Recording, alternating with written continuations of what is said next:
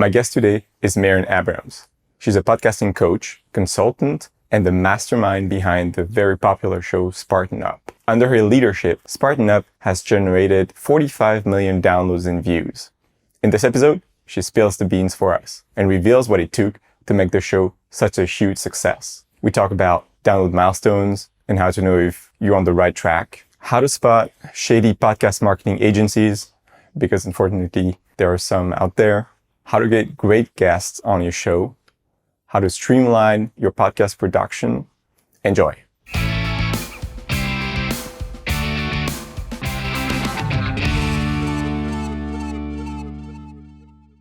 Hi, Marion. Thank you so much for coming on the show. Excited to have you. Thank you, Salal. I'm excited to be here. So we have a pretty packed agenda today. We're going to be talking about podcast promotion, because that's what the show is about. Spartan Up, frameworks, paid ads for podcasts, tips and tricks to put out more content faster, get better guests. So this is pretty exciting. Do you mind first presenting Spartan Up and what were the goals for launching this podcast in the first place? Yeah, we started Spartan Up we started planning it in 2014. And at the time, the client I had, basically the partner in creating the show, is a guy named Joe DeSena, and he is the founder and CEO of Spartan Race. And I was helping him to promote his first book, which was called Spartan Up. And one of the things we were doing was getting appearances on a bunch of podcasts. And these guys from this show called Barbell Shrugged came up to Vermont, and we recorded an episode, and we had such a good time. And Joe realized that he was getting more feedback from people recognizing him when he traveled around who had seen him on other podcasts than any other format. And so he said, let's start a podcast. And so we started planning it back in 2014. Really, the short-term goal was to promote the book, but the long-term goal was really to spread this message and to grow the brand. We had a conversation before recording, which I thought was so interesting. And you mentioned maybe two, let's say, unexpected consequences of having this podcast, which is first, customer retention. Do you want to talk a bit about this? Yeah. So in the beginning, like I said, it was about promoting the book. And one of the things that I think is important to think about when you have a podcast or a brand like this that lasts over so much time is it's going to change and the goals will change. And so one of the things that became a really important part of the show was customer retention. So you think about a company that has its customers or its community doing these great races. And what happens after the race? If it's just a race and there's not a community and a philosophy and an opportunity to do more and to stay engaged, then that customer is gone. They've done the race, they move on. And so the podcast became part of the customer retention strategy. So you go to the race, but then you become part of the story. I guess I never thought about podcasting as a retention mechanism, but it makes a ton of sense if you think about it. So I was very grateful to get that insight from you. Another benefit that you mentioned was that so Joe released, I think, 3 books, and Yes. 2 of the books are based on the content of the interviews that he had with his guests, right? Yeah, I think people talk a lot about repurposing content, and they make it really complicated, and they think it means editing videos.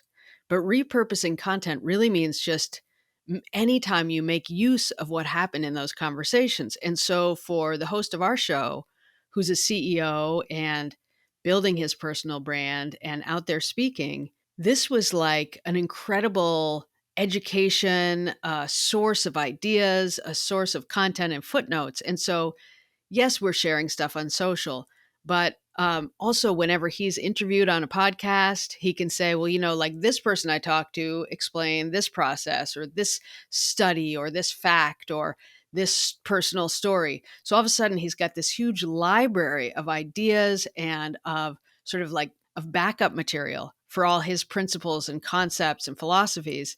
And those informed the books that came to follow. And if you look especially at his second book, it is just completely filled with references and quotes from the podcast. So it's all about creating that content flywheel. Yeah. And I think that the key is that the content flywheel isn't just, things that you post, but it's things that you say and think. If I'm not mistaken, we're 8 years into the show, more than 45 million downloads. Views and downloads, because we're on Views and YouTube as downloads. well. So I just want to be, good to be precise here. What, in your opinion, has made the show so successful?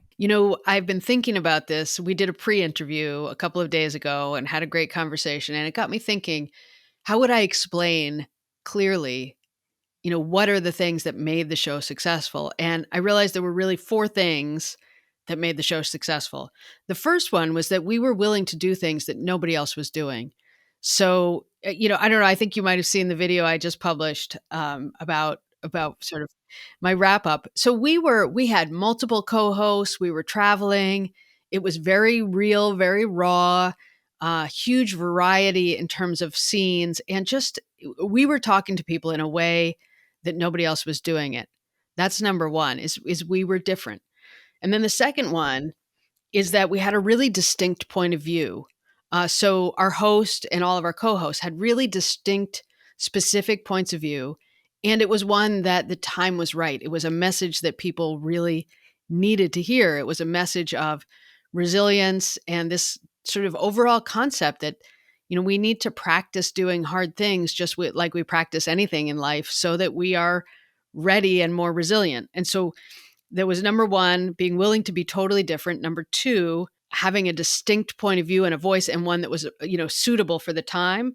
And then three, we were freaking relentless. I don't want to say the bad word, but we were relentless. I mean, we were relentless in terms of meeting our deadlines. We published every Tuesday without fail. And oftentimes we were up to 4 or 5 days a week. We just never hit pause. We just kept driving. And every time that things started to slow down or lose momentum, we changed gears.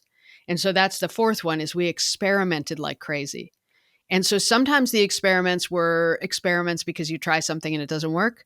Sometimes the experiments are needed because you try something, it works great, but after a year, the whole landscape has changed and you need to try something else. So those were the four: were being different, having a distinct point of view, being relentless, and constant experimentation. These are great insights. I want to follow up a bit on being relentless. If I'm not mistaken, you've published 860 episodes in the course of 8 Correct. years. So, and we'll go a bit more into details later in the episode on how you managed to do this. But basically, I think, that's really key to success. Like, when you publish with great regularity, you get rewarded by your listeners, but also by the algorithms. At the time when you started, Spotify was not there.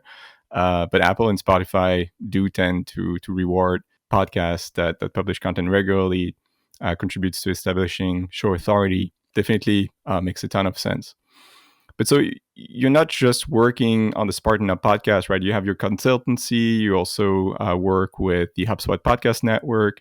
So I wanted to ask a bit of a, say, more general question. When you are onboarded to consult on a show, what are the things that you go to immediately to check if they've been done properly by the team that's responsible for it? I love this question because it seems like it's a really simple question, but it's not. And so I have this process, I call it the 5 Ps. And the first P is purpose.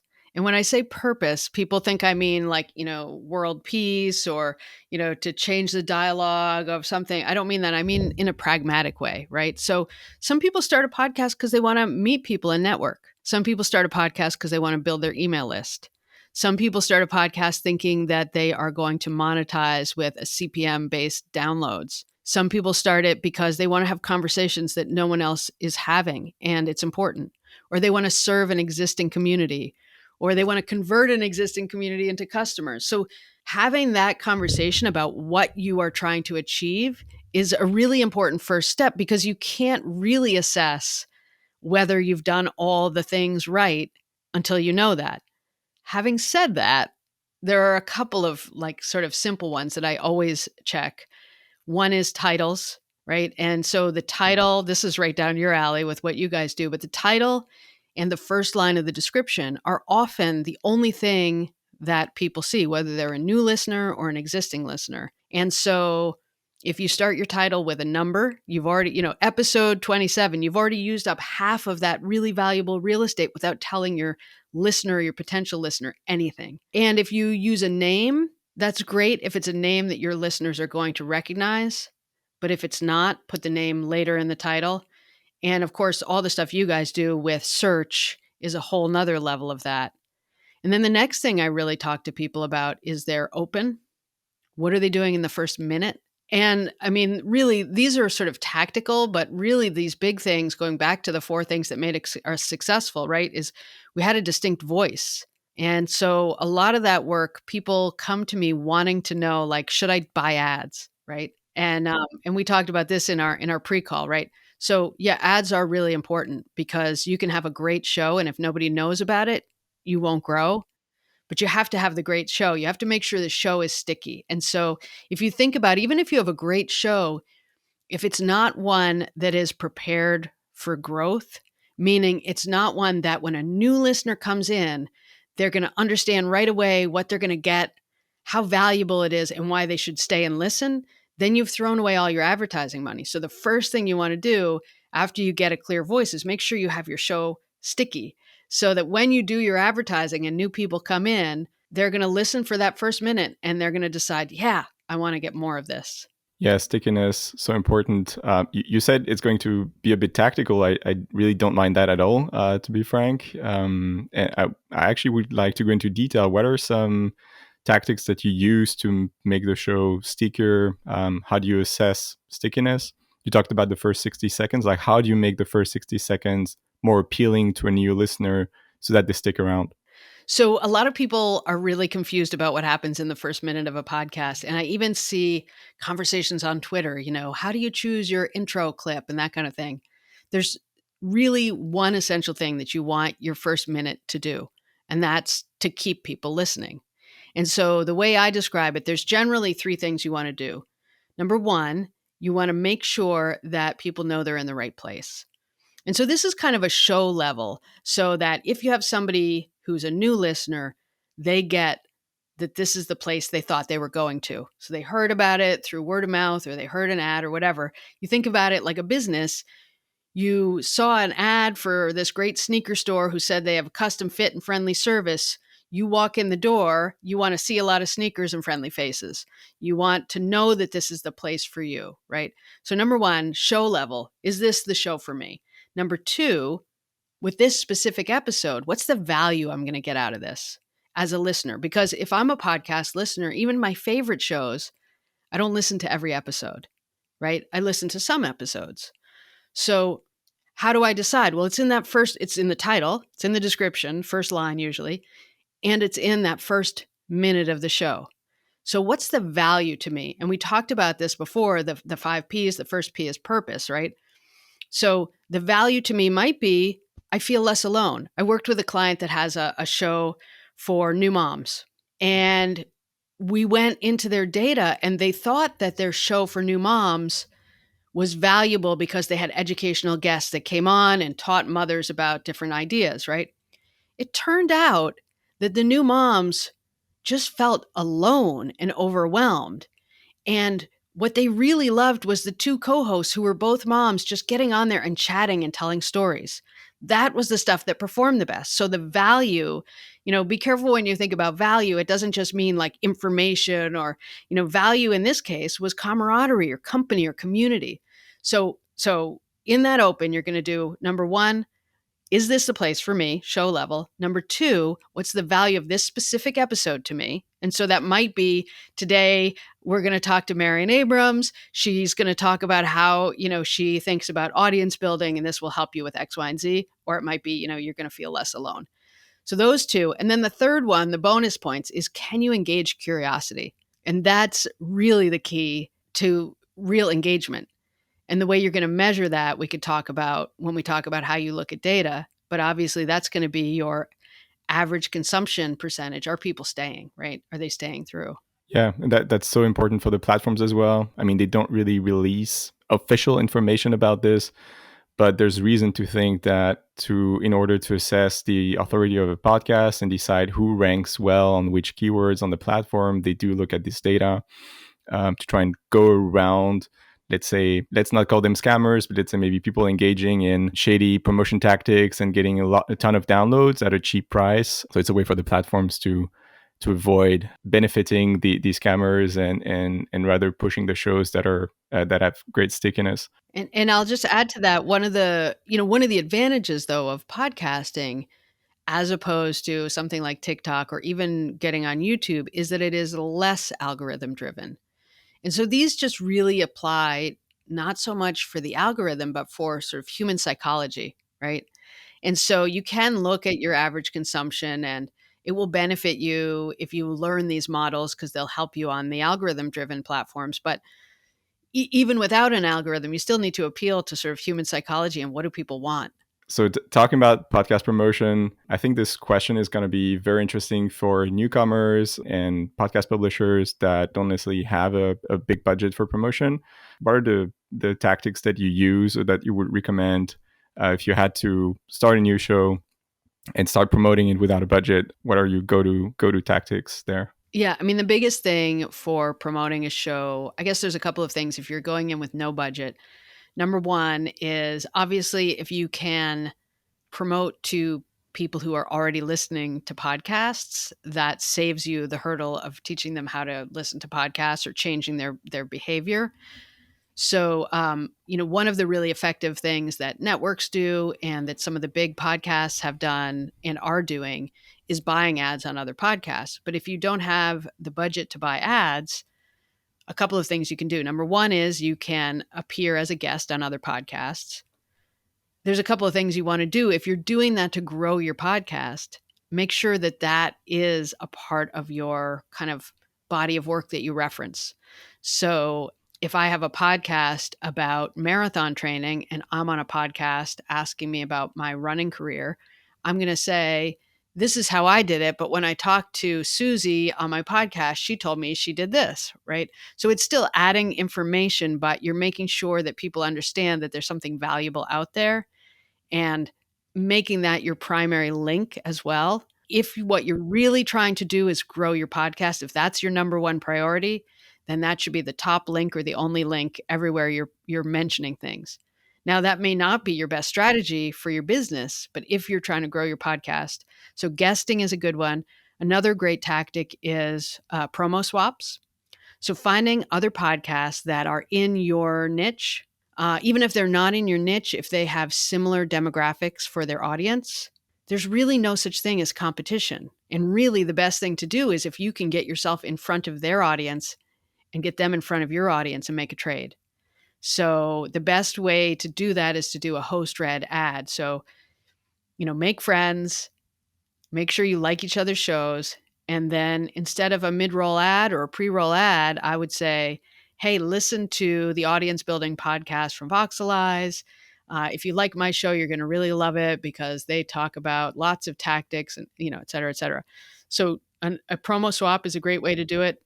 And then the other thing is right now, this landscape changes all the time and what works changes all the time. But as of today, a lot of podcasters that I have been working with and that I have been talking to are seeing growth on TikTok. So they're pulling clips, they're putting them on TikTok. And because it's a new platform, people are seeing much faster growth than they're seeing on the more established platforms. And if some of that, basically, it's really about engaging an audience there, they get to like you and they want more. Yeah, it's really important to have this first mover advantage on these social media platforms that still have a lot of organic reach. There are platforms like Instagram where this is not really the case anymore, although arguably they've been pushing reels, and so you can get volume there. But prior to that, on Instagram, it was pretty much capped, and there was actually not much you could get out of Instagram.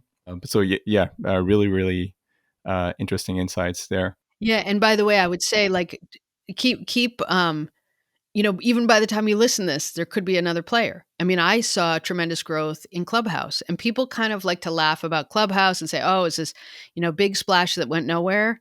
But there are a lot of people that rode that big wave while it was live and saw great growth, and then they move on to the next wave. So, be willing to dip a toe and try new things too. Yeah, so it's important to move fast and also be aware that you might be building your house on sand. That should not be your plan A, but you should still try to Right. get as much as possible out of these platforms while they're on a great run.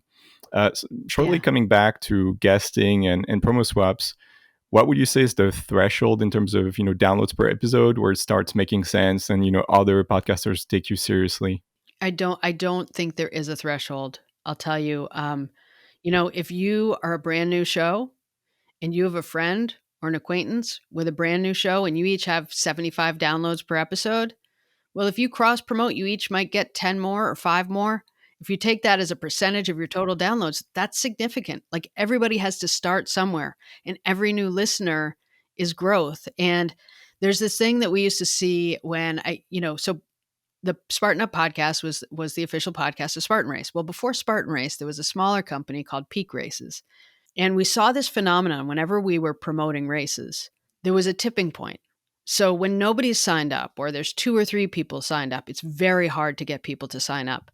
But there's a certain threshold, and once you get enough people signed up, then you tip, and it builds momentum and people want to be part of it.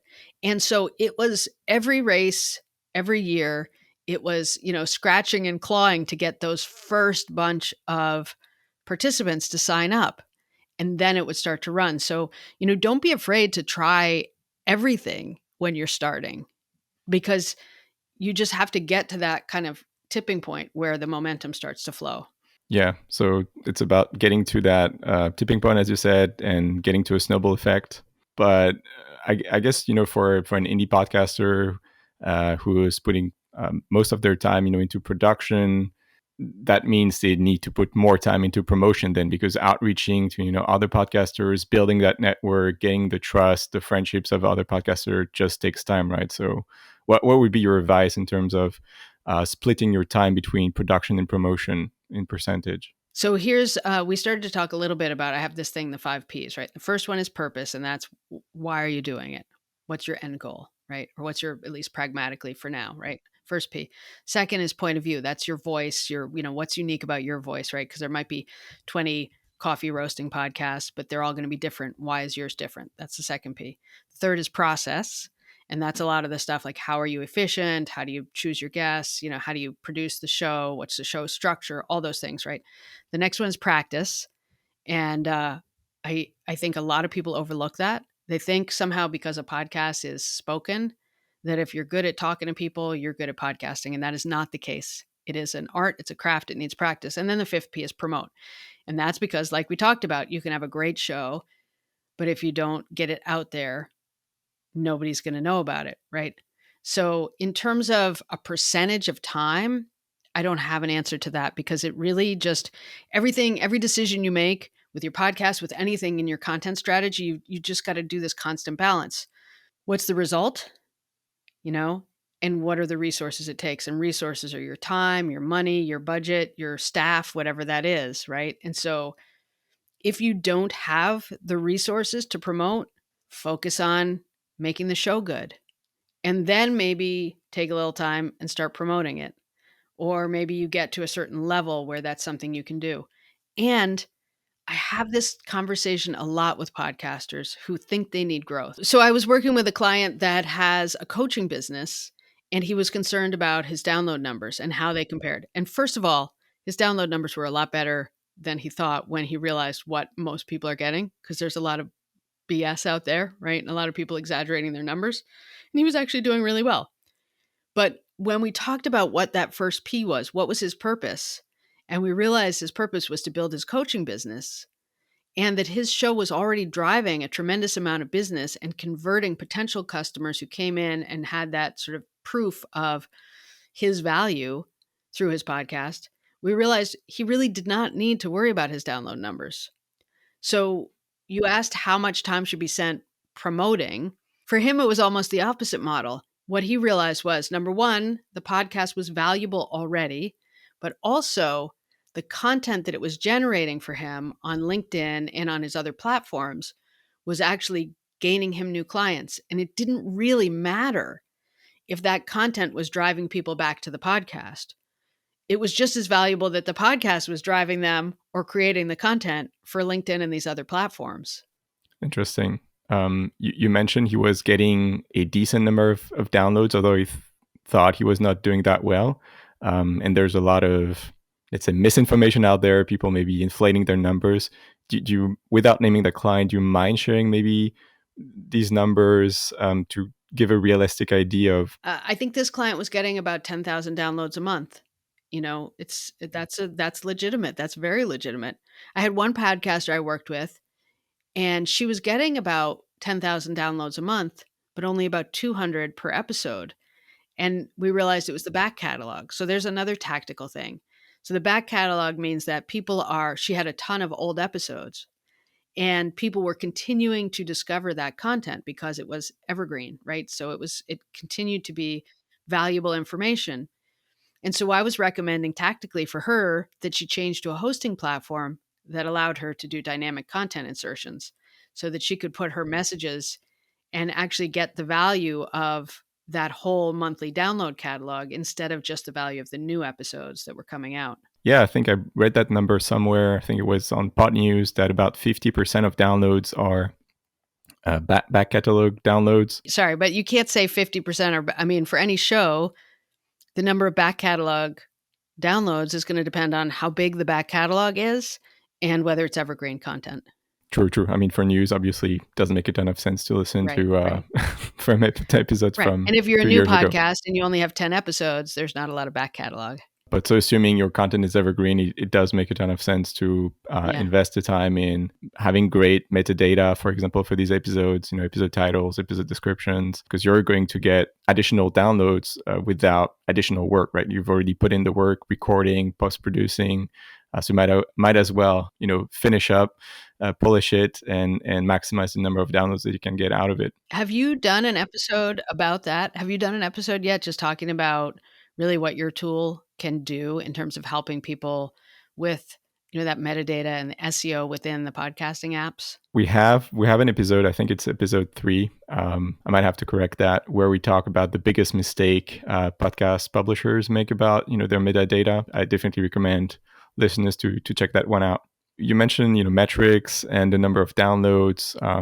Can you maybe walk us through the sort of benchmark of or how long it took you to reach 44 million downloads with Spartan Up? That took 8 years, but do you remember maybe along the way when you reached 1 million downloads, 2 million, or even smaller numbers for the indie podcasters out there, maybe 10,000 downloads, because that's already like a nice milestone to reach. So when we launched, I think we launched with like 10 episodes in the queue, and then we published one a day for the first 10 days or something like that before we went to the once a week format. So right off the bat, we, came out swinging. And we thought we knew about podcasting because I knew about video production, but I didn't know anything about podcasting. And I had been told by an advisor that we were working with that, what we wanted to do was chart on Apple. And so that's all we thought about. We thought we want to get to be, number one on the Apple charts. I did not understand stats. I don't think I even knew to look at them in the beginning. We did chart. We did hit number one in our category, whatever it was, for a couple of hours or something. We managed to get a banner on Apple and get featured. And we stayed in the top quite a bit. I would track where we are in the top, and it would change, minute, hour to hour. But I didn't understand the data the way that I do now. And now what I really work with podcasters on. So I get that your total growth matters, and it is a significant measure. But what I like to look at is, how do you grow, right? It's great for you to find out, how am I doing? Am I doing well or am I not doing well? But that only takes you so far, because what you want to do is get better no matter what you're doing. And so when I work with my clients or when I work with the HubSpot creators, it's really about looking for patterns. How does one episode compare to another? So we look at your 7-day download data compared one episode against another, and that will give you a really good sense of what titles and what topics your audience is responding to.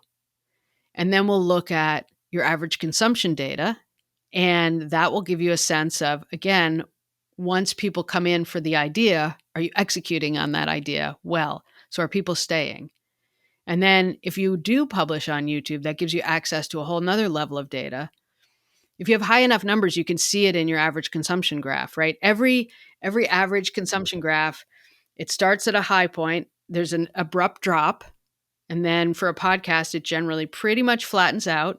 If there's a mid-roll, there's a dip, and then it's pretty much flat again. And then there's a little kind of drop at the end, which is where, people can tell it's the close, right? As we wrap up, or can you tell me about your book, or where can people find you? That there's a little drop off. And so the things you can look at that average consumption data to see are, number one, are there bold patterns? So for example, on one show where there are multiple hosts, and one host is every Tuesday, another host is every Friday, I could see very clearly when I went into the data and looked at the average consumption that one host was holding people's attention a lot better than another host. Because, Tuesdays were always one percentage and Fridays were always another.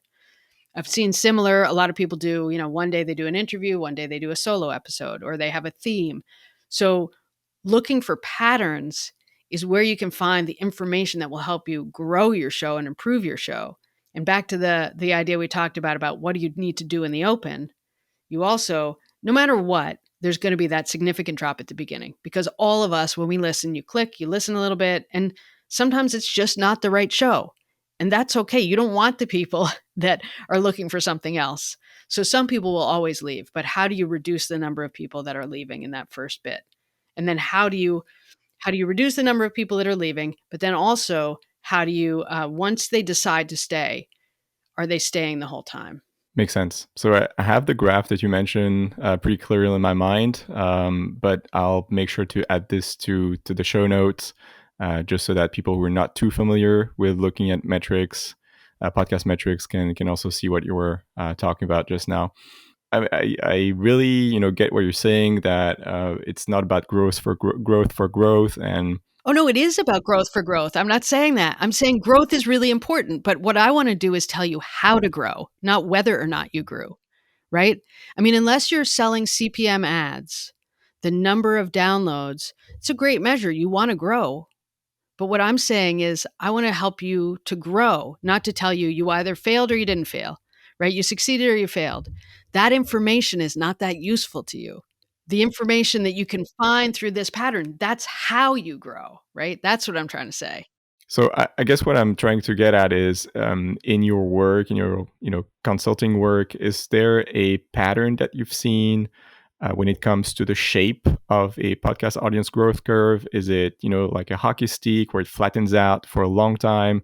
It gets very frustrating and people are close to giving up, but they shouldn't, because they're really close to getting over the edge that will get them that exponential growth? Or is it more looking like a linear curve? It's like slowly, as they put out more content, the audience, linearly grows. So maybe you have a better answer to this than I do because of the scale of the clients that you guys work with. But for me, with the number of clients I've worked with, I have not seen any really clear patterns. So I've seen people that have been podcasting for 10 years. The first year they grew steadily, they hit a plateau, and they have not broken that growth curve since then. I've seen people that show gradual month over month growth in total downloads. But again, that's because the back catalog is there. It's not because they're getting, growth in terms of new listeners. There's just more stuff out there. So there's more listens in that way. What I often see, and maybe this is like about my work, but people who come to me because they're stuck and adding just, becoming intentional about growth. I think it's really hard to grow without that. I think that I haven't seen a podcaster that just does their thing week after week and automatically sees some kind of tremendous growth. So I see people that come into, for example, the HubSpot podcast network, and they start to see serious growth when they enter. And that's a combination of the work they do on their content and on the cross promotion they're getting because they're part of a network, and because they're spending a little bit of a budget on promotion. So it's really all of those things. But I have not seen a standard, like a one kind of pattern. I see people that never get past 75 downloads an episode, and they keep doing it for 5 years because that serves their purpose. And I see people that get, 10,000 an episode and it's not enough and they quit. So I wish I had an answer. And I'd love to hear if you have seen sort of a standard curve. it's a bit complicated because a lot of times our clients have their analytics solution with their hosting provider.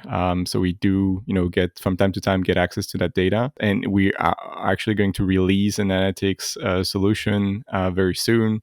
So we'll have our fingers on the pulse. But what we've seen is like people are able to that were stuck with their audience growth, or sometimes their downloads were decreasing. They're able to unlock suddenly a lot of growth, download growth, by doing the right things with their metadata. So there are like low hanging fruits there. People who have a great show, great content, but it just botching the show title, the show description.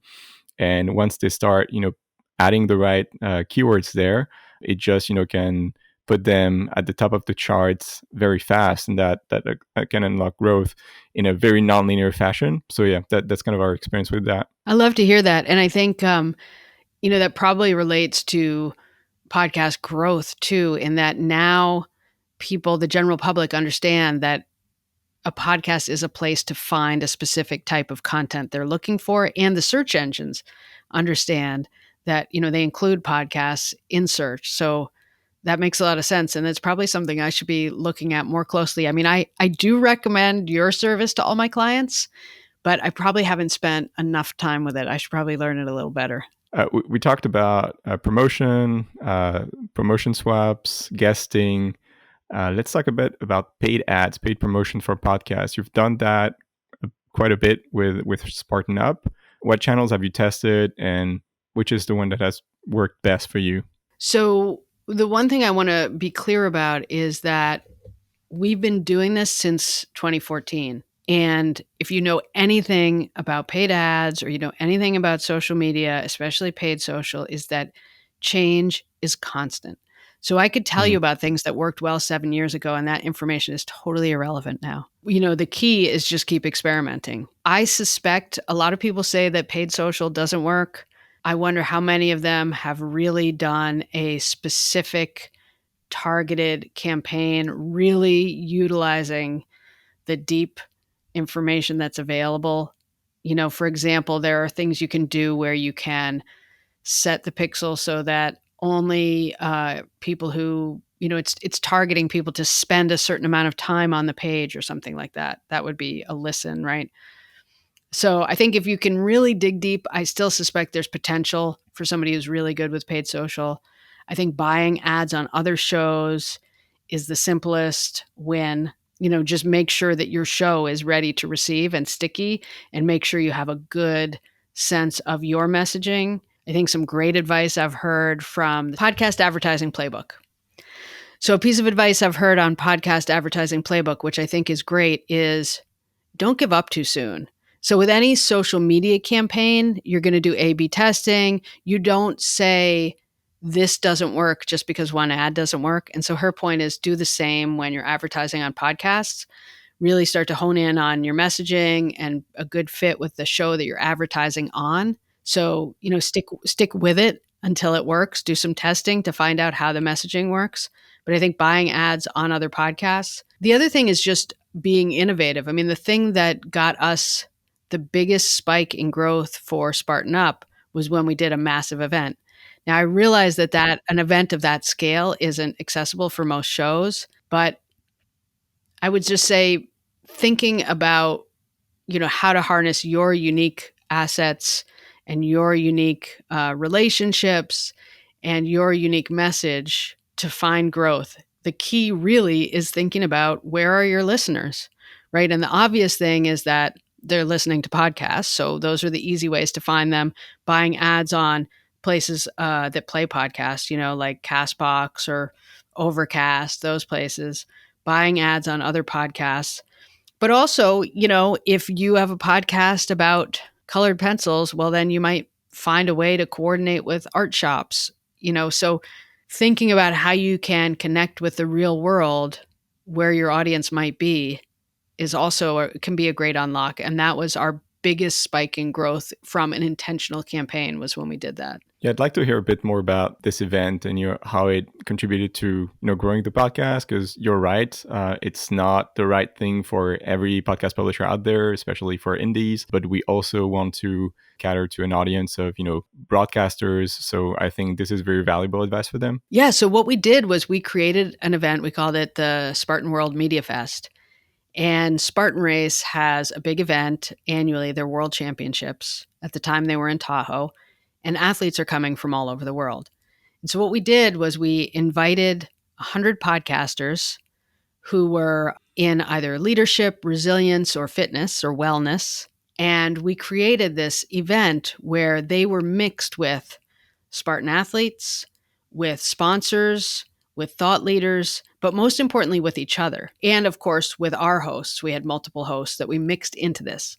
And so, in addition to having panels and things like that, that we facilitated the recording of. So, every panel that we did, we recorded and we shared those files with anybody who attended so that they could publish it on their show if they wanted to. So, if we had a 10-person panel on a particular concept, anyone who was on that panel had easy access to download those files and publish them on their own show. We also set up booths and we facilitated connections. We had a website where we had all the bios, and for, sort of the A-level bios, you could not, you had to go through us to unlock their contact information. For the B and C level bios, you could just directly reach out to each other. And then you could book space in the booths that we had set up where we had microphones and recorders. We had loaner SD cards because even though we told people to bring them, we knew they might not. And people could go in and I could say, oh, Salal's going to be there. I want to talk to him about something. And we could sit down, use the booth. The only request we made, it wasn't mandated, but it was a request, was that when you do your interview, you mention that it was recorded at the event, right? And the event obviously mentioned Spartan and Spartan Up. And so we got all of our hosts on lots of podcasts. The other thing that we did at this event was we hired a photographer, and every day we had her take beautiful photos, flattering photos of everyone who was there, and immediately that night had them in a Dropbox so people could download them and post them on their social media right away. And so all of this, those had our logo, and it just, not only did it build this tremendous buzz, but it also built this loyalty because we gave a lot of this stuff for free to these podcasters, and they became fans of our message, of our organization. And so not only were there all the organic mentions that were happening at the event, which, then created, over 300 new episodes that mentioned our show in a week, right? But also it went on. So the next week, 2 weeks, 3 weeks, months later, they would be referencing how they met a person at this event, how they connected with various people. All those things continued to grow this exponential sort of amplifier of the event. And as a bonus, we got great content because we interviewed all those people. Awesome. I really love it. And it's really actionable, at least, for these brands that do use podcasting as an acquisition channel. Do you mind maybe sharing a budget? Because it sounds like a lot of logistics, extremely intricate and well thought out plan. It was a ton of logistics. If we had known before we started, we might not have done it. It's hard to tease out exactly what the budget was because for Spartan, the organization, there's the world championships, the budget, of the facilities that was already in place. There's the budget for, sponsors that were already attending. There was a VIP, there were all these things overlap. But I will tell you, we were able to secure a title sponsor for the event that offset and covered almost the entire thing. Because again, for them, it was about not just getting their product in front of all the attendees. It was getting their product in front of all the audiences of all the attendees. Before we go into talking about frameworks and how you manage to save time to boost content production, I just want to go back to what you mentioned about paid social, because I have a background in performance marketing, so I happen to know paid social pretty well. And I totally agree with you when you say that actually might work, but you need a lot of knowledge to make it work. The name of the game with paid social, it's creative. If you're not an expert at creative strategy, then yeah, you might run into, big issues, with your click-through rate, get very expensive clicks, and that's not going to be profitable in the end. So definitely for, smaller indie podcasters that don't have experience with that, they should probably not touch it, just because, the cost of inventory is rising every year. It's getting more and more competitive. So if you know what you're doing, or if you're, work with an agency that knows what they're doing, or if you have someone in-house in your company, if you're a brand that, has a podcast, but also, acquires customers with paid social, then that actually might make sense. Yeah, I agree with you. Yeah. And I'll just add to that. I think that's such a good point. And I'll add that, at one point we had what we thought was a great idea, which was, if we have, somebody like Gary Vaynerchuk on the show, oh, this is easy. We'll go on social media and we'll target his audience. Well, that may get them to come and listen to the one episode, but those aren't our fans. You know what I mean? They're coming to find out about him, not about us. So, some of the things that seem at first glance like they're going to be a great solution aren't always the best solutions for growth.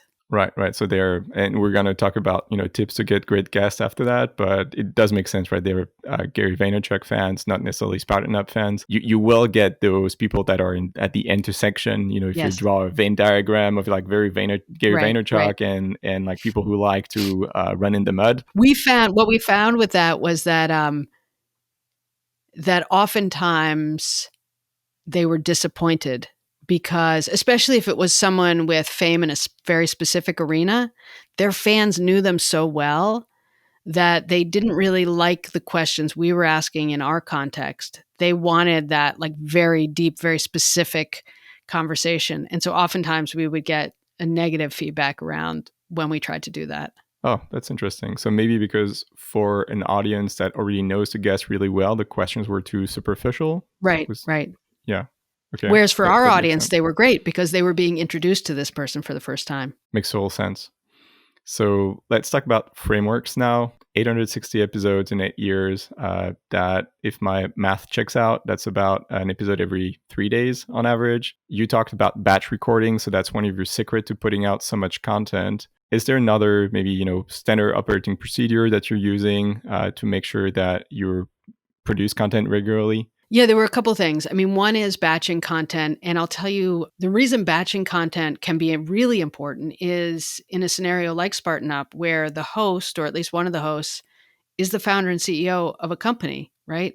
So he's spending most of his time running and building that company. This is not his primary focus. So for him to be able to spend a couple of days doing interviews and then forget about it for a couple of months was a very powerful tool, right? So a big part of this production was, how do we make a show that builds his personal brand, that harnesses his unique and powerful point of view, but at the same time doesn't detract from his ability to build a business. And so, yeah, doing bulk episodes, the way that we prep, I mean, by the end, 95% of the guest booking was done by me. If he had someone that he met and said, hey, I'd like to have this person on the show, of course, we have that person on the show.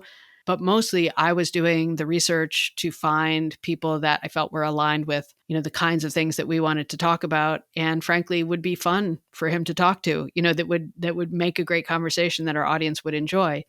And so there is this resource that I shared with you in our call, and I'm happy to share with anybody, which is, I set up a Notion board for guest research and booking. It just helps me track, because there's so many guests, through the process of, first, sometimes I get pitches, and never overlook those pitches, because some of them are really good. Some of them are terrible. Don't think that because you got a pitch, you have to have the person on, or you shouldn't have them on. It's just another resource for you to start your research. So on the board, I have a left column where it's people that I'm researching. Then once I decide I want to have them on the show, I make a pitch. That's the next column, right? And then once they say yes in general to being on the show, then we put them into the scheduling column. And then we keep moving them through once they're scheduled and booked for a recording session, and then into the session has been recorded. And then if you're working with an editing team, you might even have additional sections where you would say, sent to the editor, round one revisions. For another show, we have just a simple Google spreadsheet where we have a pull down menu for the editor relationship. And so that is just for every episode, it has a status, and that status is recorded, booked and then recorded, sent to the editor. First draft from the editor is returned, waiting on, changes or approval from my end, and then, back for revisions. And then there's so it might go back and forth there a couple times if necessary. And then there's a final edit received and ready to publish. So just setting up systems to track lots and lots of spreadsheets, lots and lots of systems. And then, on one of the shows, even using something like Asana, so where we're working with a larger company and, somebody in the design department is making the thumbnail, somebody in editorial is writing the show description, there's an editor, there's somebody else who will write an article for the blog after it's published. There's somebody who needs to include it in the email. And those are all different departments. So the more you can sort of systematize those things and make sure that everybody is kept informed and reminded, that's really helpful too. I've seen that Kanban board on Notion. And for people who don't know Notion, it's a great tool that you can use as like internal knowledge repository for your company. It can also be used in some cases as a project management tool. And in real, that Kanban board looks really awesome. When I saw it, I was flashed. Would you mind sharing with our audience where to find it? Yeah, I mean, it's one of those things. It's a tool that I created, and I'm realizing now that it's useful for people. So I'm going to put it on my website. It'll be at madmotion.com/stuff. And I'll put the link to that and anything else that we need to refer to there. Okay, we talked a bit about guests and Gary Vaynerchuk, and like he's one of the high-profile guests that you've had on the show. But you also had people like Richard Branson, Ariana Huffington, Mark Cuban. Like, do you have tips to get these kind of high-profile guests on the show? Yeah, I mean, sometimes it does take a brand. As the brand of Spartan grew, that became more useful. But I would say a couple of keys. Number one is make sure that you think about a genuine overlap of interest, right? So don't send a super long pitch. Send a short pitch that's maximum 2 paragraphs. And you want to get upfront who you are and what you're asking for. Don't, try to hide it or make it secret. Put it right in the subject line, interview request. And let them know what's the value for them. And sometimes the value for them is the size of your audience, right? You can say this many listeners, or that, authors sell their books through at a certain rate or something like that. But the value might be a genuine conversation. If you have a specific topic, say adoption, and that person is famous and was adopted or has adopted a child, you might be able to make that pitch and say, I really want to talk to you about this specific topic. And I've heard you say this about it or that about it. Giving them a reason to want to talk to you is key, I think. The pitches that I love, oftentimes that I receive, are from publishers because they're very matter of fact. They don't pull any of these games of, saying, I posted a review for you, or I love your show, and you can tell they never listened. They're just telling me who the author is and what the author talks about, right? And so that's the other side. If you're pitching to be on a show, I like the ones where they just tell me, what's available, and I can make a decision based on that.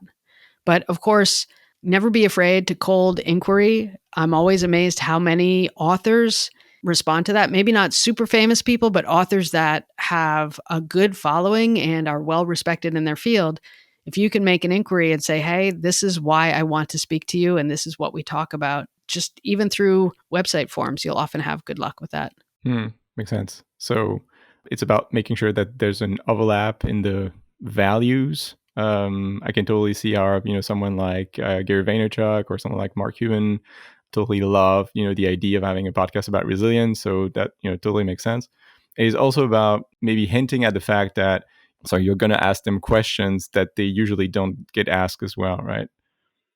Interesting question. Yeah, I mean, it depends again. So if it's an author that is on their book tour, they just want the audience, right? And that is sort of the new book tour, right? And that's also a good hint is it's a good time to reach out to someone if they have a product they're promoting. But yeah, what I do is I let them know what the conversation is going to be about and how it relates to them. You mentioned that Gary Vaynerchuk's audience actually didn't like the episode all that much. So that was an But what example. is... It wasn't actually Gary Vaynerchuk's audience that didn't like the Oh, episode. okay. Uh, Okay. yeah, Gary Vaynerchuk's audience did like the episode, as far as I know. But we have had, it was more with like a specific athlete or something. So maybe there was an NFL player, and our audience really didn't know about this person. So we were asking some basic questions about the person and their background, and then going into these ideas around resilience. And Spartan Up, as I said, it has a distinct point of view. So this is not a show where the host is quiet and just lets the guest talk. It's really a conversation. And so a lot of people would feel that their sort of the person they were a big fan of wasn't being respected properly. They would not appreciate those conversations. But the truth is, and here's another little side note, this is kind of a pet peeve when we talk about books. A lot of the time, if you have an author on your show, sometimes hosts over prep, right? And so they have an interview that is like, on page 37, you mentioned this, you used a different term. Why did you pick that word there? That's great for that person's super fans. But your audience may not be their super fans. You're introducing this person to the audience. And so sometimes those bigger, broader questions that reflect your show's point of view. So I'm just making this an example. This isn't something that really happened, but say Spartan Up was having a guest on that spoke about, that had a book about their writing career, right? So our questions are going to be about the resilience it takes to have a writing career. And we're going to ask them some questions. We might even ask them, what books did you write and how well did they do? Which might feel insulting to people who are fans of that person, but to our audience, they don't know anything about the person. And they want to find that kind of parallel. And so it's really about making sure that you're speaking to the person in a way that your audience needs to hear it. And sometimes that means their audience, their really dedicated fans, don't love the episode as much. Very insightful. That actually already sort of answers my next question, which is I wanted to ask you about how much it moved the needle, when these guests shared the episodes with their audience. So this is such a good question because this is such a huge misconception. And there are a bunch of these, like, I don't want to stereotype, but there's, we could call them the bro dude marketer guys. And I'm sure there's women too, but they pitch these ideas that there's this secret formula and you have to use this formula. And one of the pieces of this formula they pitch all the time is have high profile guests because they're going to share it and it's going to grow your audience. And I think that is complete BS. It can happen. I'm not saying it never happens. And I have worked with podcasters who have had success in certain specific cases. But if you have Mark Cuban on your show, if you have Richard Branson on your show, if you have Gary Vaynerchuk on your show, the chances that they're going to share that content are very small. And it's not because they don't like you. It's not because they don't like that content. But if you're somebody of that stature who is doing an interview every day, you seem like a jerk if every day you're like, guess who I taught? I was on this interview and I was on that interview. Like nobody wants to do that, right?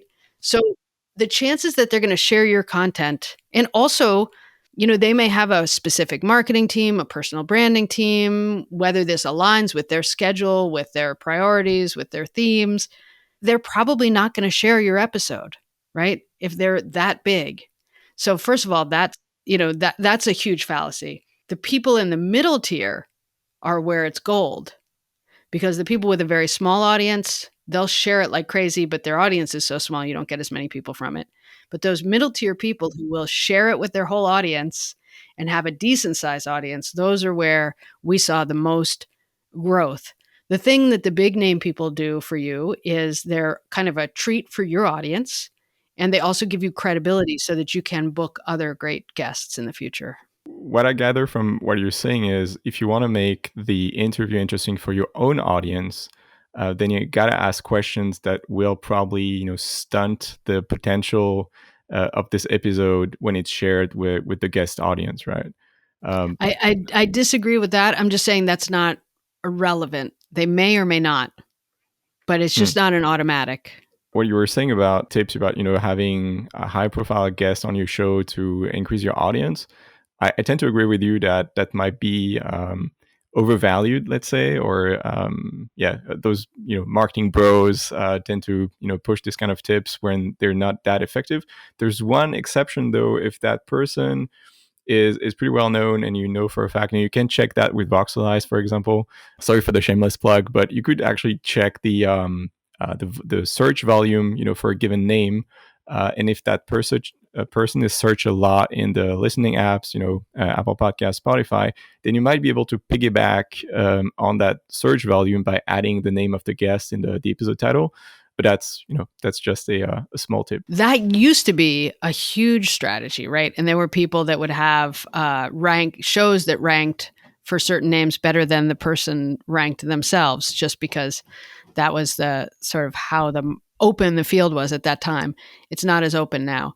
So, I mean, and I just want to clarify, absolutely, no matter who your guest is, put their name in the title. It just might not be at the beginning of the title, right? And the question then you have to ask is, it never hurts to have a high profile guest on your show. And there's a good chance you'll see a spike. And then the question is whether you see a curve or whether it's just a spike, right? I mean, it never hurts, but I just think people think it's going to be the magic solution. So in our conversation prior to recording this episode, you told me in the beginning with Spartan Up, you work with agencies that promise you a lot, with paid promotion, and that didn't really work. Would you mind sharing, what are the top red flags when it comes to shady agencies that sell you the moon? Yeah, I mean, for me, the biggest red flag is if they tell you it's a guaranteed solution, that it's a set of steps that work for everyone. I don't believe it. Again, it's that first P. Why are you doing the show? What's your purpose? What's your voice? Who's your potential audience? You have to ask those questions. So there's no magic formula that works for everybody. That's first. And second, if they act like your questions are dumb, that is a huge red flag. Ask a lot of questions. There are no dumb questions, and anyone who makes you feel stupid for asking the questions is probably hiding something. Yeah. So if you ask them, how can you guarantee this? And they just say, like, just believe me, I can guarantee it, it's probably not a good sign. Yeah. Or they try to belittle you and act like you don't understand some obvious principle about marketing or about technology or something like that. Awesome. Thank you so much for coming. It was so packed with value. I myself got a ton out of it, and I'm sure the listeners will too. Where can listeners find you? Where can they follow you? So I have my own podcast. It's called Grounded Content, and I talk about creating content, being strategic, but doing it from a point of view that is grounded, no BS. It's all real. And we talk about the difference between persuasion and manipulation and where we draw those lines. So you can listen to Grounded Content Podcast, and you can find me at Mad Motion on all the social media. Great recommendation. I'll be sure to listen to it. Thank you so much, Marion. Thank you. I really appreciate it. And I will be going back and listening to episode 3 because I want to learn more about what you guys do. As much as I admire and appreciate it, I probably should learn more. Awesome. Take care.